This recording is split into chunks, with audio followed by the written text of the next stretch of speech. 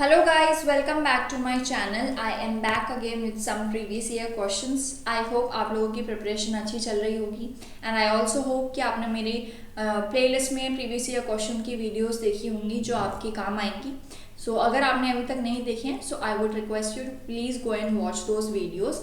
Now let's start with this video. So the first question is for an overcast day or night the atmosphere is. तो पहले देखते हैं overcast क्या होता है.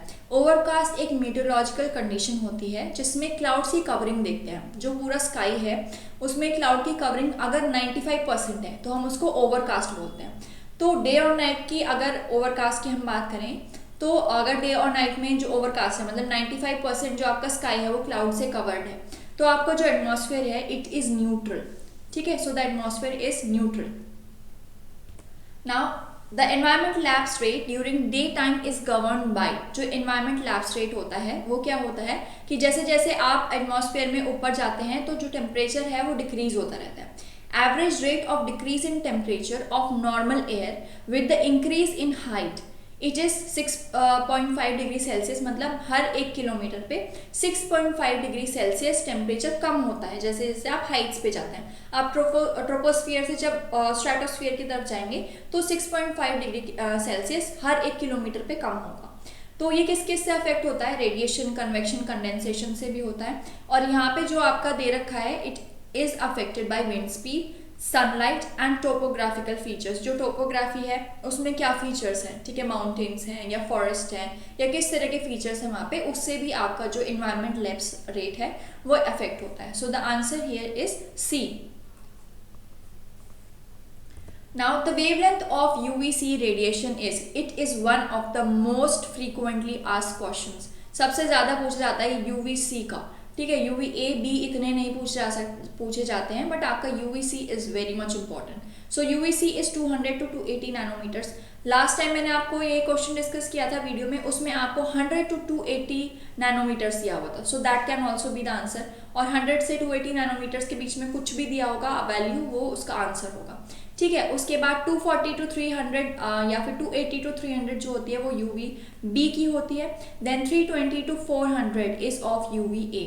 ठीक है, तो ये आपको याद रहना चाहिए. Now the assertion reason is given. The energy flow in an ecosystem follows the law of thermodynamics. जितने भी law of thermodynamics हैं energy flow उन पर depend करता है एक ecosystem में. The energy flow in an ecosystem is unidirectional and during the transformation of energy from one trophic level to the another 80 to 90% of energy is lost.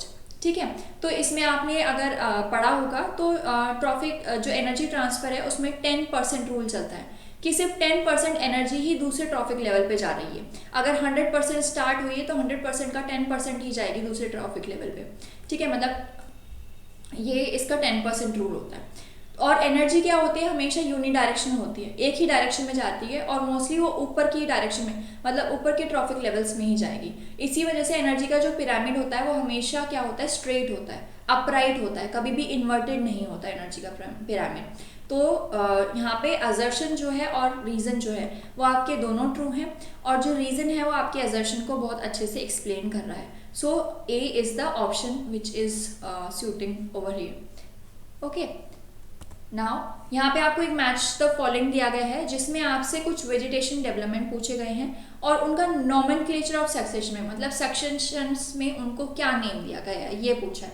तो यहाँ पे पहले आता है ऑन अ रॉक. रॉक पर क्या होता है, लिथोस्फीयर. रॉक पर जो सक्सेशन हो रही है it is known as lithosphere. Then on sand is psammosphere. Sand is psammosphere. Then comes the aquatic habitat, aquatic hydrosphere. And last one is the dry habitat which is the xerosphere. तो ये आपको याद होने चाहिए. Now double digging is a method of bio intensive agriculture. ठीक है, deforestation का नहीं है, अफॉरेस्टेशन का भी नहीं है और वाटर कंजर्वेशन का भी नहीं है. Let us see what is double digging. It is a gardening technique in which the soil drainage is increased and aeration is also increased by loosening of the soil layers. ठीक है, तो आप जो soil है उसके अंदर water को भी पहुंचा रहे हैं, ठीक है, और एयर को भी पहुंचा रहे हैं. तो उससे क्या होगा, और ऑर्गेनिक मैटर भी आप इंक्रीज कर रहे हैं। तो जब नई नई गार्डन स्टार्ट होती है तो आपको सॉइल को थोड़ा वाटर भी देना होता है, सॉइल को थोड़ा मूव भी करना होता है जिससे उसमें एरेशन हो सके, ठीक है, और ऑर्गेनिक मैटर भी आपको ऐड करना होता है जिससे कि आपके जो प्लांट्स ग्रो हो रहे हैं वो अच्छी तरीके से ग्रो हो सके। So it is a bio intensive agriculture technique. Now cells grown in a medium containing phosphorus 32 will show radio labeling in nucleic acids। तो आपसे ये क्वेश्चन एक बार पूछा जा चुका है कि फॉस्फोरस कहाँ पे अवेलेबल होता है। तो phosphorus is available in the nucleic acids. DNA और आरएनए के अंदर आपका फॉस्फोरस अवेलेबल होता है, ठीक है। तो ये आपका क्वेश्चन भी पूछा जा चुका है। सो ये है, और आपसे ये पूछा जा चुका है कि आपका सल्फर कहाँ पे अवेलेबल होता है। तो sulphur is available in the proteins, क्योंकि वो अमीनो एसिड्स के बने होते हैं, और अमीनो एसिड्स में मीथियोनिन और सिस्टीन का जो प्रेजेंस होता है उनमें सल्फर प्रेजेंट होता है। तो सल्फर का प्रेजेंस आपका प्रोटीन से होगा। अगर सल्फर के थ्रू आप रेडियो लेबलिंग करा रहे हैं, सल्फर के किसी आइसोटोप के थ्रू आप रेडियो लेबलिंग करा रहे हैं, तो वो प्रोटीन्स में रेडियो लेबलिंग शो करेगी। अगर आप फॉस्फोरस के थ्रू करा रहे हैं तो न्यूक्लिक एसिड्स में रेडियो लेबलिंग शो करेगा। Now C14 has a half-life of 5700 years. The fraction of C14 atoms that decay per year is 1.216 into 10 to the power minus 4. Okay, तो इतने फ्रैक्शन ही होता है उसका डीके हर ईयर। तो 5700 years तक वो डीके होता रहता है, मतलब वो हाफ लाइफ पहुंचेगा 5700 ईयर्स में, ठीक है। Now again we have a match the following. इसमें आपको कुछ प्लांट्स दिया गए हैं और आपको उनकी फैमिली बतानी है। तो सबसे पहला प्लांट जो है कैमेलिया कैजुका, इसका जो फैमिली है it is Theaceae, it belongs to the Theaceae family. Then Picea brachytyla, Picea brachytyla belongs to the Pinaceae family. Then comes Colchicum luteum, Colchicum luteum belongs to the family of Liliaceae. Then Arachnantha clarki belongs to the family of Orchidaceae। ये mostly इतने पूछे नहीं जाते हैं, family type questions कभी rarely पूछे जाते हैं, बट आपको ये ध्यान होने चाहिए, ठीक है। अगर आप एनवायरमेंटल बैकग्राउंड से हैं तो आपके लिए मे बी टफ होगा, बट मतलब इस पर ज़्यादा टाइम वेस्ट मत कीजिए। इस टाइम आपके पास इतना टाइम नहीं है कि आप नई नई फैमिलीज और प्लांट्स को पढ़ें, बिकॉज ये एक ऐसा एक ऐसी चीज़ है जो आपको पहले से अगर आपने पढ़ी हुई हो तो भी आप याद कर सकते हैं, बट इस time I would just suggest you don't pick up such topics now फिर से आपके पास एक असर्शन रीजन है।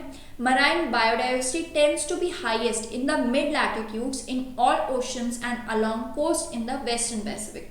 तो ये बोल रहा है कि जो मराइन बायोडाइवर्सिटी है वो ज़्यादा होती है मिड लैटिट्यूड्स पे, सारे ओशंस में और जितने भी कोस्ट हैं along the western Pacific.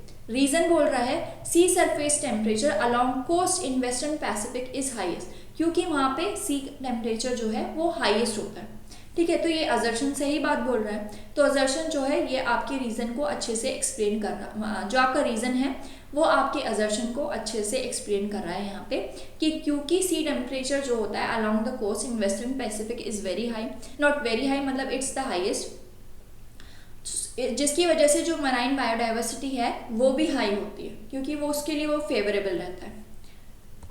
Now, if individual of a species remain alive only in the captivity or other human controlled conditions, the species is said to be wild extinct। मतलब wild या फिर natural conditions में वो अब नहीं मिल रहा है, वो सिर्फ कैप्टिविटी में या फिर ह्यूमन मेड आर्टिफिशियल कंडीशंस के अंदर है, तो वो वाइल्ड में एक्सटिंक्ट हो चुका है।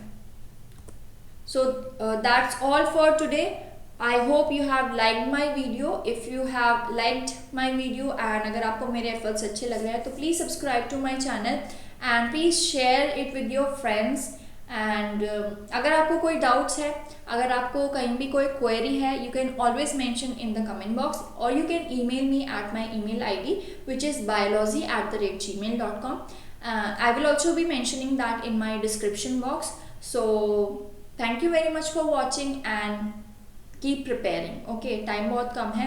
all the best for your preparation and if you need any kind of help from me you can always ask in the comment box or at my email ID। thank you very much।